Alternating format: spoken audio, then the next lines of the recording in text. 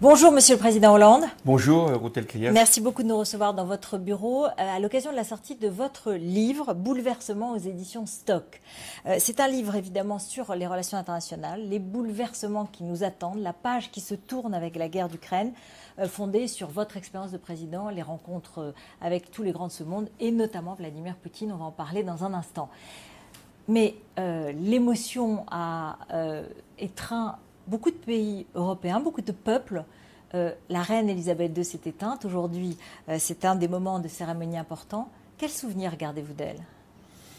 Je l'ai rencontrée plusieurs fois, mais c'est vrai que je l'avais accueillie lorsqu'elle était venue en visite d'État à l'occasion du 70e anniversaire du débarquement de Normandie. Donc nous étions au mois de juin 2014. Elle avait fait l'effort de venir et non seulement de passer le temps nécessaire sur les plages et aussi sur les lieux de cimetières nombreux pour les sacrifices que le peuple britannique avait fait pour notre propre liberté. Et puis ensuite, elle était venue à Paris et nous étions retrouvés à l'Arc de Triomphe. Dans la photo que vous avez derrière vous, j'accueille la reine qui vient d'être, si je puis dire, déposée au sens propre du terme, c'est-à-dire elle est sur cette grande place. Et elle s'est revêtue d'un vêtement qui se veut justement à l'unisson de ce que nous vivons. Et il y a une foule considérable. Je n'ai jamais vu autant de monde pour la visite d'un chef d'État, quel qu'il soit, et il y en a eu de prestigieux. D'autant que vous pouvez penser que la reine étant venue plusieurs fois en France, il y aurait pu y avoir une forme d'habitude, pour ne pas dire de lassitude. Eh bien, pas du tout. Et donc, ensuite, nous montons dans la voiture et nous allons jusqu'à l'Élysée. Et sur les Champs-Élysées, puis ensuite sur la rue du Faubourg Saint-Honoré, je vois même des gens qui sont sur les fenêtres toits et qui font des signes, alors que nous sommes dans une période où la sécurité est déjà à son maximum. Donc voilà, et elle est très sensible à cet accueil. Elle sourit, je crois, de bonheur d'être ainsi accueillie, et elle me dit qu'il ne pleut pas. Ça, c'était une allusion à la pluie sous votre mandat. Sans doute, je lui ai dit qu'elle n'avait pas besoin de moi au Royaume-Uni, puisqu'il y avait suffisamment. Voilà, donc c'est un échange d'humour de votre part. La situation, elle est difficile aujourd'hui, elle est difficile pour notre continent. On est en guerre, ou pas? Elle est surtout difficile pour les Ukrainiens, qui sont bombardés, qui ont été envahis et qui résistent du mieux qu'ils peuvent et même font plus que cela puisqu'ils avancent par rapport aux zones qui avaient été conquises dans un premier temps par l'armée russe.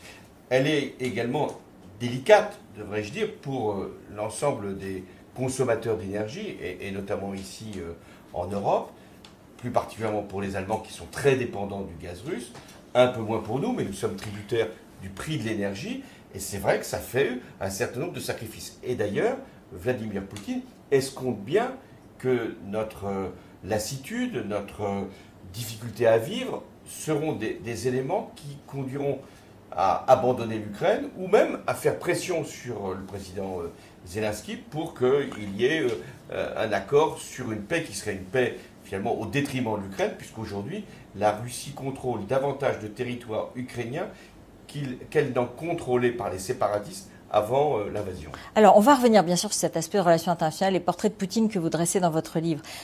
Elisabeth Borne, la Première ministre, a annoncé des mesures. Elle a annoncé l'augmentation des prix du gaz et de l'électricité aujourd'hui de 15% pour les Français, plus des chèques énergie de 100 à 200 euros pour 12 millions de foyers. Jusqu'à présent, c'est-à-dire jusqu'au 31 décembre, c'était un gel des prix du gaz et une augmentation plafonnée des prix de l'électricité à 4%. Est-ce que ce sont de bonnes mesures? Le gel, le blocage n'était pas possible à moyen terme. C'était nécessaire jusqu'à la fin de l'année. Il fallait trouver une solution. C'est vrai qu'il y avait l'espoir que la guerre en Ukraine puisse s'arrêter, que les cours puissent redescendre. Tel ne sera pas le cas. La guerre va continuer et les cours vont rester élevés, notamment celui du gaz. Ensuite, le blocage avait un effet positif, puisque nous payons moins notre gaz et notre électricité, mais il avait un effet d'injustice sociale, puisque selon finalement les revenus, nous étions tous logés, si je puis dire, ou chauffés à la même enseigne. Donc il était nécessaire de sortir de ce blocage et d'avoir une politique de redistribution. Donc elle est juste pour vous. Augmenter les prix pour tout le monde, en quelque sorte, de 15%, c'est faire participer tous les Français à l'effort global, et donner des chèques par ailleurs aux plus défavorisés, ça permet de redistribuer un peu mieux? Oui, 15% c'est beaucoup. Bien sûr. Et sans doute aurait-il été préférable que ça se fasse par étapes depuis le début pour ne pas avoir ce saut de 15%. Ensuite, la redistribution, elle va dépendre du nombre de personnes qui vont toucher ces chèques énergie. Si ça couvre, je dirais, une majorité de nos compatriotes... 12 millions de foyers, a priori. Oui, c'est pas tout à fait, mais c'est déjà une étape. Ce serait, à mon avis, mieux que ça couvre le plus de foyers, mais pas tous les foyers, puisqu'il n'y a pas de raison d'avoir la même politique pour ceux qui ont les plus hauts revenus que pour ceux qui ont les plus bas. Vous avez dit la politique du chèque, ça coûte cher et ça n'a pas d'effet finalement de solidarité. Oui, le chèque pour tout le monde, c'est pas la solution. Le chèque bien ciblé et à un niveau suffisant, oui, ça permet non seulement d'alléger, mais de soutenir les ménages les plus fragiles. Mais il faut aussi imaginer d'autres formes de redistribution. La redistribution fiscale, quand elle est nécessaire, la substitution ou l'aide à ce qu'on puisse ne pas utiliser sa voiture pour prendre un autre mode de transport. C'est les économies. Facile, les économies qu'il est possible de faire, l'isolation des logements. Par exemple, il vaut mieux mettre plus d'argent sur l'aide aux ménages qui vont isoler leur logement plutôt que de continuer à verser des chèques avec le risque de maintenir des passoires énergétiques. Alors, le débat sur l'énergie, il a pris des proportions aussi assez politiques. Vous avez décidé, en 2012, lorsque vous arrivez comme président, d'arrêter la centrale nucléaire de Fessenheim. Elle s'est fait en 2018 par le président Macron. Je sais que vous dites « je ne regrette pas », parce qu'il était prévu que ce soit remplacé par le PR de Flamanville, par les énergies renouvelables. Tout cela ne s'est pas fait. Mais j'ai retrouvé une phrase de vous de 2011 où vous dites « en fait, il faut envisager un trajet à l'allemande ». Donc de fin de nucléaire, ou en tout cas de baisse nette de nucléaire. Et c'est ça. Est-ce que ce n'était pas votre conviction? Je suis candidat en 2011 pour être président en 2012. Se produit la catastrophe de Fukushima. À ce moment, dans toute l'Europe, le mot d'ordre est l'arrêt du nucléaire. Et dans l'opinion publique, il y a une forte aspiration à ce que nous arrêtions progressivement le nucléaire. Y compris dans mon propre parti, il y a cette pression-là de dire mais il faut sortir du nucléaire. Je m'y refuse. Et je dis non, nous devons, dans les années qui viennent, dans les 20 ans ou les 30 années qui vont venir, faire baisser la part du nucléaire dans la production d'électricité et faire monter les énergies renouvelables, parce que les deux formes d'énergie, renouvelables et nucléaire, sont sans émission de CO2 et nous donnent une indépendance. À partir de là, nous fermons la centrale de Fessenheim, qui est la plus âgée, 2 réacteurs sur les 56 réacteurs que compte la France, et nous espérons tous qu'enfin le PR de Flamanville, lancé en 2007, qui n'est toujours pas là, dont les travaux devaient durer 5 ans et qui ne devaient coûter que 4 milliards, 17 ans après, c'est toujours pas ouvert, et ça a coûté 4 ou 5 fois plus. Donc le vrai problème du nucléaire aujourd'hui, au-delà des problèmes de maintenance et de fissures qui ont été relevés, mais qui vont être réglés dans les mois qui viennent. Et donc, nous allons retrouver tout notre potentiel. Le vrai problème, c'est que nous n'arrivons pas à faire démarrer cette nouvelle génération de réacteurs. Il y a beaucoup de difficultés, et donc ça doit nous conduire à prolonger, plus que nous l'avions imaginé, les centrales existantes pour garder une production de nucléaire en France à un niveau qui sera à peu près de 400 TWh, mais je ne veux pas rentrer dans trop de chiffres. Qu'est-ce que vous pensez quand Ursula von der Leyen aujourd'hui a répondu à Manon Aubry, l'insoumise, les factures d'électricité que vous nous montrez qui sont trop élevées, vous n'avez qu'à les envoyer à Moscou? J'ai trouvé que c'était une bonne formule, une bonne réplique. Ursula von der Leyen est une femme qui a été tout à fait déterminante dans les mois qui viennent de s'écouler, aussi bien pendant la crise sanitaire que maintenant par rapport à la crise énergétique provoquée par l'invasion de l'Ukraine. Et donc si nous payons plus cher notre électricité, notre gaz, c'est parce qu'il y a des causes longues. Certains vont dire que c'est parce que justement le nucléaire n'a pas pris sa place, le nucléaire français n'a pas pris suffisamment sa place. Non, pas du tout, parce que le coût du nucléaire n'est pas en cause, nous avons suffisamment de production. Nous pourrions en avoir davantage si nous n'avions pas ces problèmes de maintenance, mais non, c'est pas à cause de ça qu'il y a le prix, c'est le prix du gaz qui est, puisque tout est aligné par rapport au prix du gaz. Si nous fixions le prix de l'électricité aujourd'hui par rapport au prix de production du nucléaire, nous serions à des niveaux beaucoup plus faibles. C'est parce que le prix du gaz est très élevé. Et donc, pourquoi le prix du gaz est très élevé? Parce que nous n'achetons plus de gaz à la Russie, et parce que le cours du gaz, bien sûr, c'est élevé considérablement. Et que Poutine, par ailleurs, ne veut plus nous vendre non plus de gaz. Donc cette formule était tout à fait pertinente de la part de Ursula von der Leyen. Si vous avez effectivement des reproches à faire, il faut les adresser à celui qui est la cause même de la pénurie et du prix élevé du gaz. Parce que vous entendez des voix qui s'élèvent en France, celle de Marine Le Pen, celle de Jean-Luc Mélenchon, celle de Ségolène Royal, qui disent finalement les sanctions ça ne marche pas, les contre-sanctions sont terribles pour le peuple français, il faudrait ne pas être dans la surenchère et au contraire il faudrait avoir un discours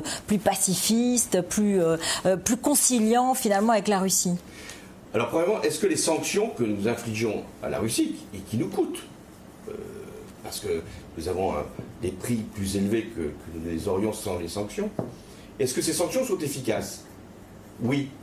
Elles pénalisent considérablement l'économie russe qui ne peut plus s'approvisionner en technologies nouvelles et les difficultés qu'a aujourd'hui Vladimir Poutine avec son armée tiennent pour partie au fait qu'il manque d'approvisionnement lié précisément aux sanctions. Deuxièmement, est-ce que si nous levions les sanctions, la paix reviendrait? Pas du tout, au contraire. Vladimir Poutine, il n'est pas là simplement pour conquérir une toute petite partie de l'Ukraine. Il veut aller jusqu'au bout. Donc pour le faire céder, il y a à la fois l'action militaire, celle des Ukrainiens, et l'action, la nôtre, le soutien, y compris en fournissant des armes et en fournissant de l'aide financière, mais aussi en infligeant des sanctions à Vladimir Poutine. Et d'ailleurs, si Vladimir Poutine ne souffrait pas des sanctions, et que son peuple, hélas, endure, parce que nous n'avons rien contre le peuple russe, mais si il était finalement indifférent aux sanctions, il ne demanderait pas, comme il le fait maintenant, que nous les levions, et il ne ferait pas la menace qu'il fait sur la centrale nucléaire des Zaporijia. Mais est-ce que ça vous inquiète pas sur l'opinion publique française? Est-ce que vous avez l'impression qu'il peut y avoir une forme de démoralisation de l'arrière, j'ai envie de dire? C'est ce qu'on peut, c'est le risque. Mais nous pouvons être un moment fatigués, là, de dire est-ce que ça vaut la peine pour quelques kilomètres carrés en Ukraine? Qu'est-ce que ça peut nous faire que ce soit Vladimir Poutine qui contrôle le Donbass ou qui arrive jusqu'à Odessa? Est-ce que ça va changer notre vie? Eh bien oui. Eh bien parce que s'il y arrivait, si le recours à la force, finalement, était pour lui une victoire, ça entraînerait d'abord le fait qu'il puisse avoir d'autres objectifs, d'autres territoires qu'il voudrait envahir parce qu'il y a, soi-disant, une présence russophone. Ça voudrait dire aussi que la Chine, qui regarde avec grande attention ce qui se passe sur le territoire ukrainien, se dirait, puisque Vladimir Poutine a gagné la partie, parce que les Occidentaux, finalement, ont laissé faire, eh bien, nous pouvons aussi envahir Taïwan. Et regardez ce qui se passe en ce moment entre l'Azerbaïdjan et l'Arménie. Ça paraît lointain, mais ce n'est pas sans lien. L'Azerbaïdjan, soutenu par la Turquie, pense également que le recours à la force peut être une solution. D'où il y a eu des centaines de morts arméniens à cause de cette offensive. Et je pourrais continuer. Si la Turquie... Oui, mais du coup, alors à ce moment-là, il faut qu'on s'engage complètement. Si on suit votre raisonnement, l'Europe, finalement, doit s'engager pour défendre ses principes et ses valeurs. Elle le fait. Elle le fait encore plus, je dirais. Mais, oui, il faut continuer à le faire en fournissant une aide financière, ce que fait l'Europe, en fournissant une aide économique, ce qu'elle fait aussi. Vous approuvez de l'action d'Emmanuel Macron dans ce domaine? J'approuve bien sûr ce qui a été décidé par les Européens. La France en a été pour partie à l'initiative. J'approuve aussi ce que font les États-Unis. Ce sont les États-Unis qui fournissent, et même les Britanniques, puisque nous parlons de ce qui se passe aujourd'hui en Grande-Bretagne. Les Britanniques et les États-Unis, et l'Europe bien sûr également, ont fourni des armes qui ont été extrêmement efficaces et qui expliquent aussi la contre-offensive réussie des Ukrainiens. C'est ce qu'il faut continuer à faire. On ne va pas devenir nous-mêmes belligérants. C'est pour ça que quand j'entends dire nous sommes en guerre, nous ne sommes pas en guerre, nous. Nous n'avons pas la guerre ici, et nous ne devons pas la faire. Nous devons soutenir simplement un pays démocratique, indépendant, qui a été envahi et qui doit avoir tout notre soutien. Poutine est-il fou? Non. Un fou, c'est celui qui déciderait d'une action qu'il n'aurait pas conçue depuis longtemps, qui serait simplement sur un coup qui lui viendrait de tête ou justement une espèce d'hystérie qui l'aurait emporté. Pas du tout. Lorsque j'ai rencontré pour la première fois Vladimir Poutine comme président, il revenait d'une période où il s'était mis en retrait comme Premier ministre. Il accédait de nouveau à la présidence de la Russie. J'étais jeune élu président de la République. Et j'ai compris assez vite que sa frustration, pour ne pas dire sa rancune, d'avoir vu se dissoudre l'Union soviétique et de penser, parce que c'était ça qu'il avait à l'esprit, que c'était un encerclement que nous avions organisé depuis une vingtaine d'années et que lui-même était d'une certaine façon isolé. C'est-à-dire qu'il avait comme perspective, comme volonté de reconstituer ce qu'avait été l'Union soviétique. Il avait servi, il avait été agent du KGB, bien sûr. Et donc il voulait... Il avait déjà ce projet, c'est ce que vous dites. Bien sûr qu'il l'a conçu depuis le départ. Et est-ce que du coup on peut lui parler? Est-ce qu'on peut lui faire confiance? Est-ce qu'on peut discuter avec lui? Ou est-ce qu'on doit arrêter totalement les relations avec lui? J'ai beaucoup discuté avec Vladimir Poutine. Et le dialogue, quand il est sur un rapport de force, il est utile. Le dialogue pour le dialogue est, hélas, non pas inutile, mais infructueux. Lorsque nous avons eu cette fameuse nuit de Minsk, que je raconte d'ailleurs dans le livre, au début de l'année 2015, pour la première guerre d'Ukraine, pour l'arrêter, nous avions construit avec Mme Merkel un rapport de force économique, commercial, politique, militaire, et à ce moment-là, il a accepté non seulement de faire cette réunion, mais de céder à la fin et de conclure un cessez-le-feu. Lorsque, là, en ce moment, s'il s'agit d'éviter qu'il y ait un accident dans la centrale, bien sûr qu'il faut parler, même si lui-même met en scène. Mais il n'est pas prêt à renoncer tant qu'il n'a pas eu un échec militaire grave. Et ce qu'il faut bien comprendre, peut-être parce que nous n'y sommes pas habitués à ce point, c'est que le mensonge fait partie de la méthode de Vladimir Poutine. Vous allez me dire, mais aussi... Oui, les hommes politiques mentent tout le temps. Mais je ne dis pas que la vérité est toujours celle qui préside aux déclarations. Et là, ce n'est pas un petit mensonge. Ce n'est pas un mensonge par omission. C'est le mensonge immense, le mensonge qui sidère. Exemple, quand il me dit, pendant la négociation de Minsk, vous savez, je ne connais pas les séparatistes. Je ne peux même pas leur parler. Et quelques heures plus tard, je le vois, il leur téléphone. Quand il prétend devant moi que c'est Bachar el-Assad qui est la victime des attaques chimiques, alors que c'est lui qui les a organisées, vous êtes sidéré, vous dites, mais... Est-ce qu'il peut perdre? Soyons francs, est-ce qu'il peut perdre? Est-ce que là, on est parti sur une situation qui ne pourrait jamais s'arrêter, on ne sait pas. Comment est-ce qu'on en sort? Je pense qu'il peut perdre et qu'il doit perdre. Il peut perdre parce que militairement, les choses ne se sont pas passées comme il les avait imaginées. Parce que même s'il avait ce projet depuis longtemps, il n'avait pas conçu que les Ukrainiens puissent résister comme ils l'ont fait. Et qu'ils étaient quand même mieux préparés qu'ils ne l'avaient également anticipé. Il doit perdre parce que sa défaite, je ne sais pas ce qu'elle aura comme conséquence en interne. On ne peut pas humilier la Russie, a dit Emmanuel Macron. Oui, je pense que c'est une expression qui ne convenait pas. On peut humilier Vladimir Poutine sans humilier la Russie. Distinguons les dirigeants du peuple. Le peuple russe n'a pas décidé cette guerre lui-même. Donc, il faut lui infliger une défaite militaire. Peut-être ça aura des conséquences politiques en Russie, c'est l'affaire du peuple russe. Mais ça nous prémunira contre tout recours à la force de la Russie à l'avenir et surtout d'autres puissances qui sont tentées aujourd'hui de ne plus respecter le droit international. Donc il faut tenir à n'importe quel prix. Le prix doit être celui de l'aide, pas celui de la belligérance.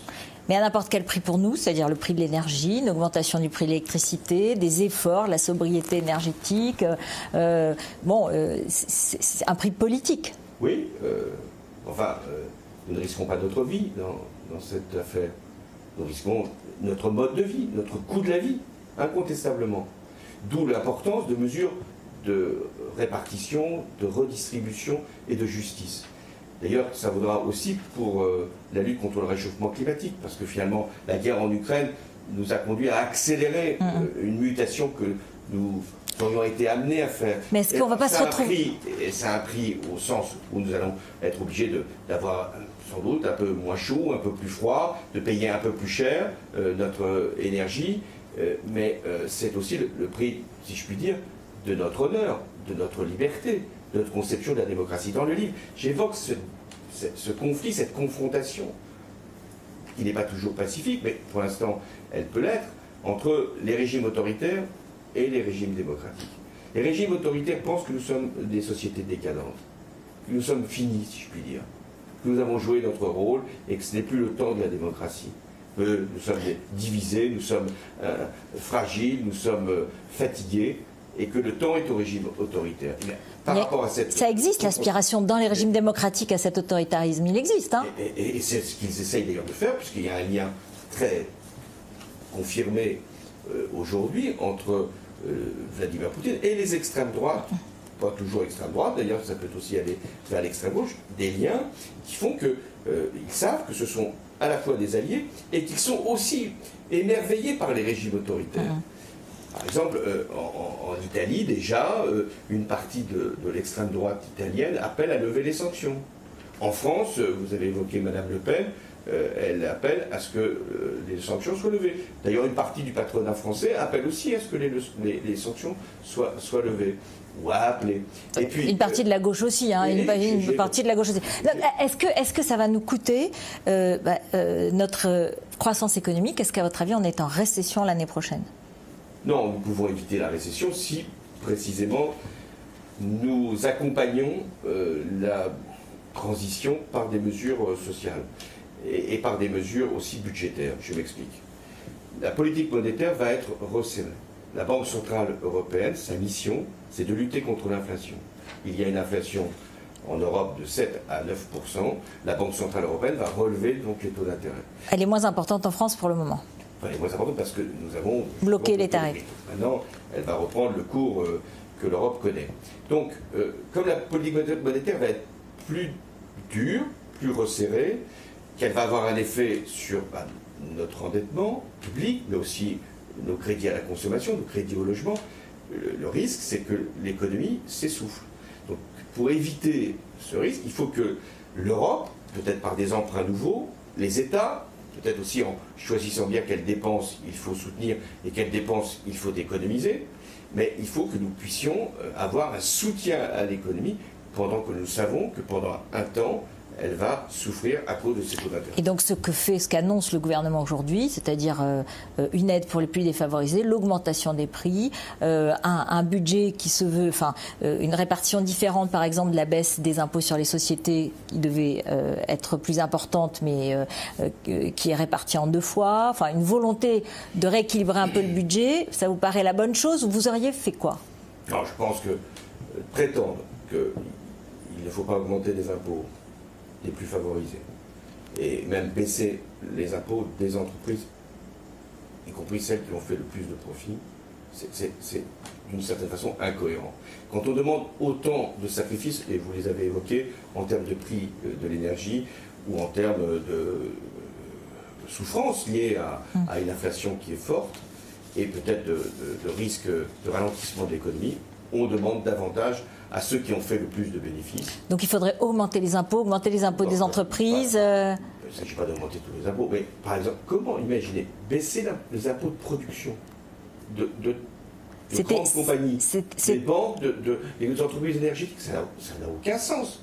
On pourrait perdre 3 milliards, même si on l'étale sur 2 ans. Pourquoi perdre un argent précieux quand il faut soutenir l'économie, alors même que les entreprises n'en ont pas le besoin? Pourquoi ne pas augmenter? Moi, je pense que c'est par l'impôt sur les sociétés. Certains disent c'est par une contribution qui va peut-être venir de l'Europe sur les super profits. Ah oui, c'est le moment de le faire. De la même manière, comment ne pas penser qu'aujourd'hui, un rétablissement sous une forme ou sous une autre d'un impôt sur les plus fortunés, qui a été supprimé, je dois le rappeler, ne serait pas perçu non pas pour gagner des sommes considérables, mais au moins pour dire que tous ceux qui ont une situation enviable ont au moins le sens du sacrifice. C'est de la politique, pas de l'économie, parce que la politique de l'offre a donné des résultats, et là c'est de la politique. Mais là aujourd'hui, on a la politique de l'offre, je l'ai menée. Il y a des fois où il faut mener la politique de l'offre, les conditions de la compétitivité, puis des fois où il faut mener une politique de la demande et une politique de redistribution. Enfin, moi, je n'ai pas... Il faudrait changer, là. Ah, je pense qu'il faudrait, dans les mesures qui ont été annoncées aujourd'hui et surtout dans le prochain budget, avoir une part qui corresponde à l'effort qu'on doit demander et aux entreprises qui ont réalisé les plus hauts bénéfices et aux Français qui ont les plus hauts revenus ou les plus grands patrimoines. C'est pas simplement pour gagner quelques milliards, c'est aussi pour dire aux Français, vous voyez, nous sommes conscients de ce que vous vivez, c'est une période très difficile, l'inflation, dans notre génération, nous l'avions connue, mais pour beaucoup de gens qui ont moins de 50 ans, ils n'ont jamais vécu, donc c'est très important de leur montrer des signes. Est-ce qu'il faut faire la réforme des retraites pour conclure ? Bon, j'ai fait une réforme des retraites, donc je ne vais pas dire qu'il ne faut jamais faire de réforme des retraites. L'allongement de la vie justifie que nous puissions régulièrement regarder, c'est le rôle du Conseil d'orientation des retraites, ce qu'il faut faire. À mesure que l'espérance de vie s'allonge, il est légitime de demander à avoir des durées de cotisation plus longues. Bon. Est-ce qu'il faut l'annoncer maintenant, alors que précisément il y a eu un conseil de la refondation pour faire un dialogue et qu'il est déjà demandé beaucoup de sacrifices aux Français, ça, je vous en laisse... Quel est votre avis ? Je pense que autant la perspective, ça fait plusieurs années qu'on parle d'une réforme des retraites, autant la perspective d'une réforme me paraît inévitable. À un moment ou à un autre, il faut ajuster ce qui doit être ajusté. Ça doit se faire par la concertation et pas par une mesure qui passerait comme ça, subrepticement, dans un budget lui-même voté au 49-3. Emmanuel Macron ne sera pas candidat la prochaine fois. Ça ouvre une forme de champ un peu d'inconnu. Il serait obsédé, paraît-il, par l'idée de ne pas être Barack Obama qui a laissé le pouvoir à Donald Trump. Est-ce que vous pensez que le danger d'une Marine Le Pen qui viendrait succéder à Emmanuel Macron est concret et réel ? Dès lors qu'elle a fait 42% dans la dernière élection présidentielle, que son parti a 90 députés, qu'en Italie, en Suède, l'extrême droite accède bientôt au pouvoir, cette hypothèse n'est pas complètement irréelle. Mais ce n'est pas simplement la responsabilité d'Emmanuel Macron, et tant mieux s'il prend des mesures qui précisément évitent que des électeurs se réfugient dans l'extrême droite. Et ça suppose quand même d'envoyer des signes à l'électorat populaire, qui, on le sait, est le plus sensible à certains thèmes. Mais ça suppose aussi que les partis dits démocratiques, républicains, fassent un effort. Il faut offrir d'autres solutions. Si la seule alternative, c'est l'extrême droite, arrive un moment où, si je puis dire, faute de mieux, eh bien, les électeurs se perdent vers l'extrême droite. Donc le rôle des partis, que ce soit la droite ou que ce soit le mouvement socialiste ou la gauche républicaine, elle doit absolument, cette gauche, être capable d'offrir une solution, parce que sinon, plus tard, il n'y aura pas qu'à Emmanuel Macron qu'on demandera des comptes pourquoi l'extrême droite serait venue au pouvoir en France en 2027. Ça veut dire que l'ensemble du champ démocratique n'a pas été à la hauteur. Donc moi, tant que j'aurai un souffle de vie, j'essaierai de m'engager pour que cette perspective ne soit pas ouverte. Merci beaucoup. Merci à vous. Merci.